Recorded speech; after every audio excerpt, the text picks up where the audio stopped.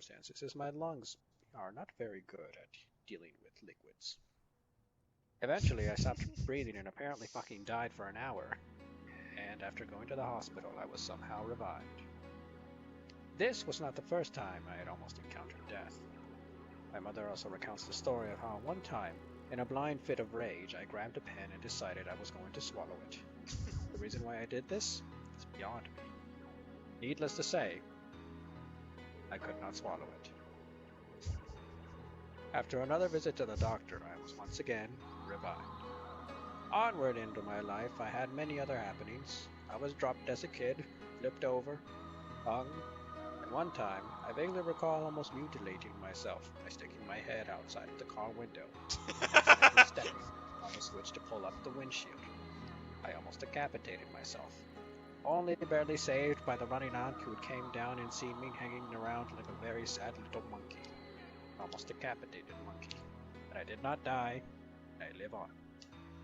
Needless to say, later on there was another encounter with death when a mild stomach infection nearly took my life.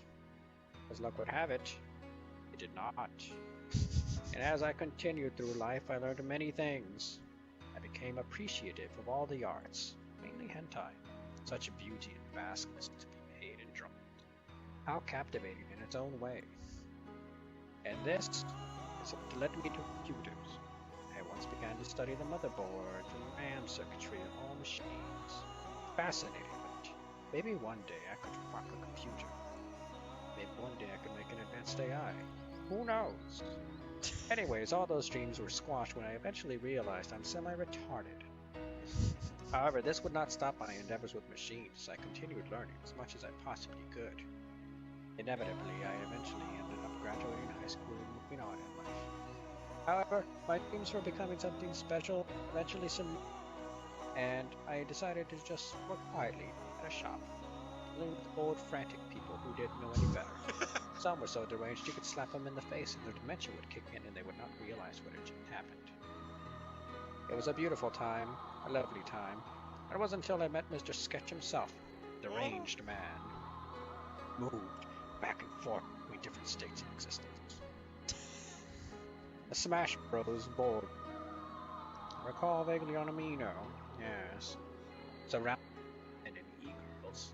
Mr. Sketch had an interesting aura about him. People seemed attracted to him. And I, inevitably, like an asteroid navigating into a solar system, was bound in by his gravity. And so I stayed. Years went on. Sketch and I grew as close friends. We found love. We found pain. But more importantly, we found people. And with those people came new stories. But however, no matter what we did, we were never seemed to be surprised by the amount of retardation our friends could find. Some breaking PCs, some slamming controllers, others just completely unable to play games altogether. I must say I was quite fascinated with the type of people that we drew in life.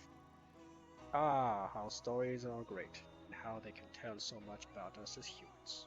I would like to recount more of this, but you will hear more in Volume 2 of the life of a lowly computer man. That was a beautiful And in story. Chapter 1. Did